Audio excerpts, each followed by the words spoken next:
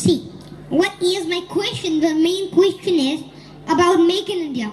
Make in India, Made in India. So there are so many like Chamcash, there are so many other things also, but some of these are not of India, but the Chamcash is purely Indian, I want to say, and that thing only, that if a person will be growing and will be success, so the country will always be success. It's not the success of any individual, it's the success of the whole nation. Thank you, have a nice day.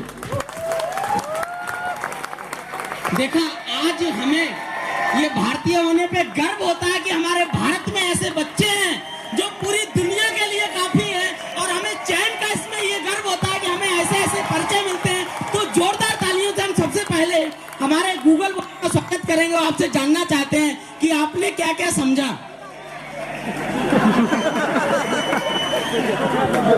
चलिए, शब्दों पे मत जाइए, भावनाओं से आपने क्या क्या समझा।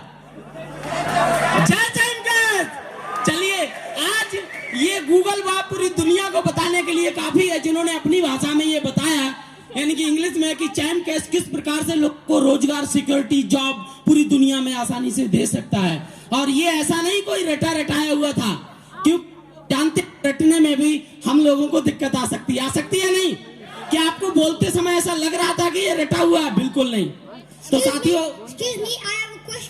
मेरा आपसे एक प्रश्न है कि जैसे इट्स नॉट लाइक, आप कभी भी if you go to any other country like US is a successful country, it's a developed country, or India is a developing nation. So you think like if you go to any big company like Google, Microsoft, or anything like Microsoft has its CEO Satya Nadella, who's from India. Google is Sundar Pichai, he's from India. Every great company is having an Indian.